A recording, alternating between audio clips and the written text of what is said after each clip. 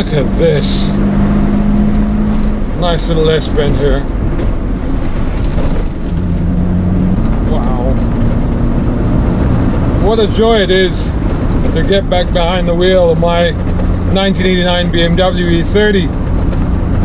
ULEZ has really been a kicker.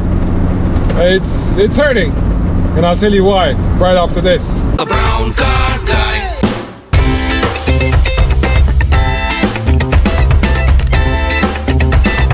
Brown car guy.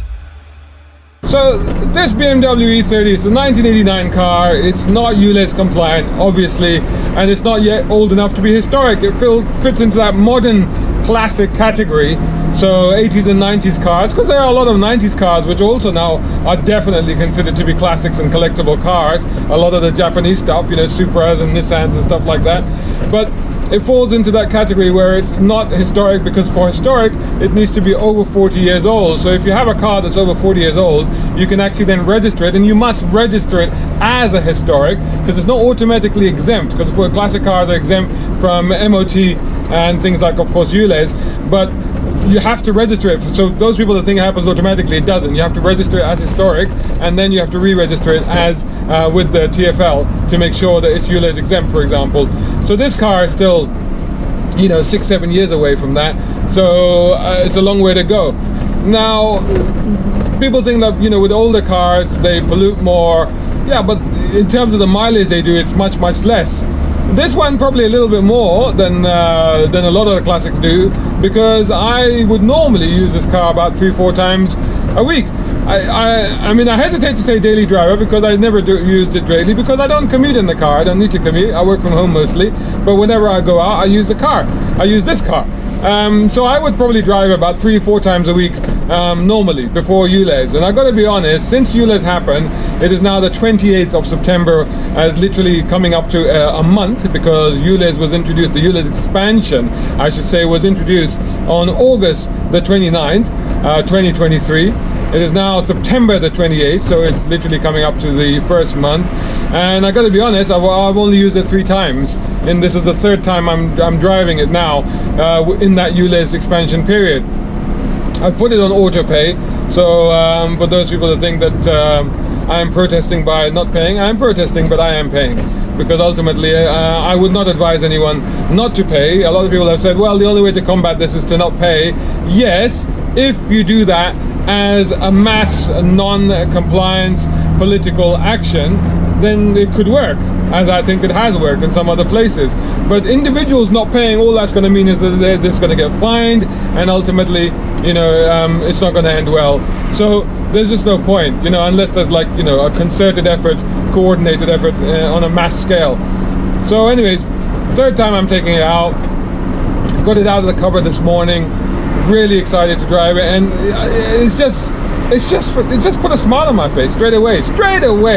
You know, driving off in it, changing the gears, feeling the car, feeling the steering, the sort of sensation, sounds, feels, smells that you get from something like this, which you just don't get even from a modern car, even some of the best modern cars. There's just that level of engagement on a multi-sensory level, I should say, that really makes driving something like this a very rewarding and satisfying experience.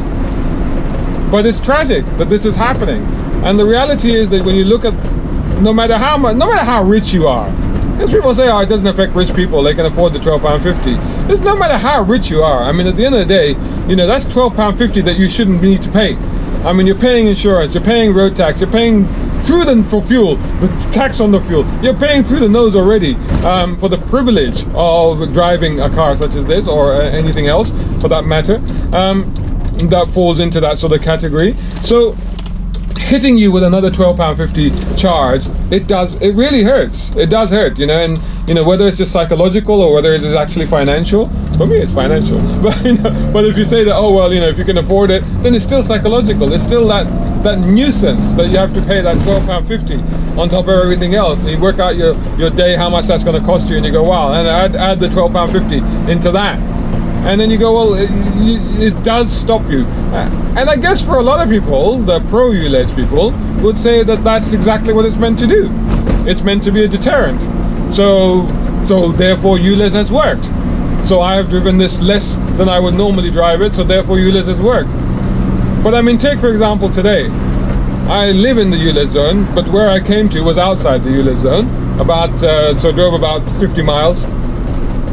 So I had to pay the ULEZ to get out of the ULEZ zone. I mean, that's another aspect of it when you think about it. I had to pay ULEZ to drive out of the ULEZ zone, because I had to pay it, because otherwise, you know, it's just bonkers. You know, that's another way of looking at it. It's like, well, how is that helping? Because I've not actually, you know, minimal pollution in town, because straight away I headed out of town, and I'm not that far, you know, from it. I just had to get onto the A40, M40, and then join the M25. Once I was on the M25, effectively, I'm outside of the ULEZ zone. So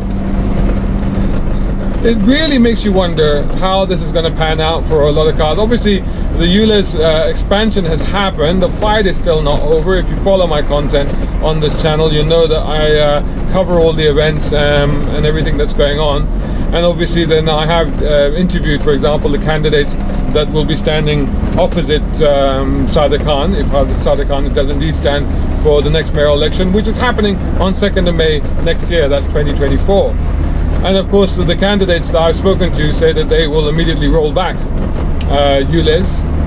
So there's still an opportunity that those people that have classic cars in the outer London area that are now thinking of selling, which at the moment it turns out, I mean, if you've seen some of the other content I've done where we've also looked at the situation regarding values of classic cars and how they might be impacted because of ULEZ.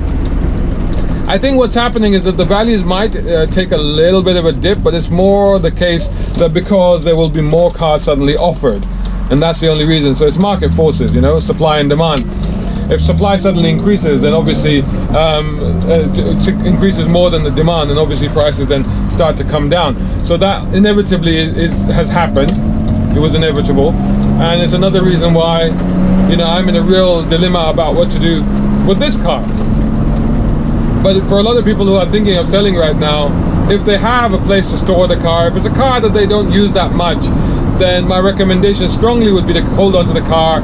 Again, based on the conversation that I had in one of those videos recently, and we concluded that the market is going to be like this at least until spring next year. So that would be the point really to think about, or early next year would be the point really to think about what you want to do. But then the problem that I have, so like I said, like if you are able to store the car, if it's not your regular car, if it's not going to be an issue for you to just keep it nicely tucked away for a few months, and keep in mind, and this is what I will come back to, that these cars, and I keep this under quite a thick cover, you know, to protect it. But even so, they don't like standing outside, even if they're under a thick cover. It's just not suitable for these cars, for the older cars. So, you know, and if you're using them, then you can justify that. You know, you can justify the fact that you're using it, so therefore it is outside. You can protect it as much as you can. You know, I keep it clean. I try to make sure that it's coated in detail sealant and stuff like that. Recently, I applied something from GT Shine. I did a video on that as well, to try and protect the bodywork as much as possible. But inevitably, when the car is outside, it is exposed to moisture, it is exposed to rainwater, even with a thick cover on it. Mostly the cover protects it, but of course there will be some moisture that will get in. It will get in on the sides and stuff like that.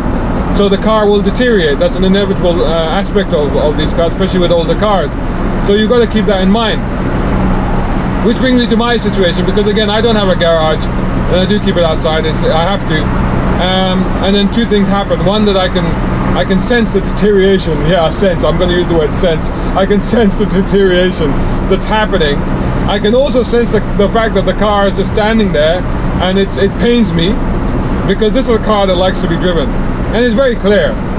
It's got a bit of a sluggish starter on this thing. It turns over a while before it kicks in, but I've found this so often, and the same thing happened this morning, that if it's been standing around for a while, you get in, you start it, it goes straight away. Start straight away. It's almost like it's saying, it's like, where have you been? Let's go, let's go. You know, so it's that extra eagerness. If you believe as I do, the cars have soul, then especially some cars like this one, then you'll understand what I'm saying. So it pays me to just see it parked there, sitting around, and not being used. A car like this, I feel, needs to be used. You know, I think this is what this car is about. Wants to be driven, has to be driven, needs to be driven. So it's a very important aspect of something like this, that you need to get it out there and to use it. So to not being able to use it is in a sense stressful, you know, because I can see it outside and I'm like, this is not what it wants to do. But at the same time, parting with the car, especially if, for example,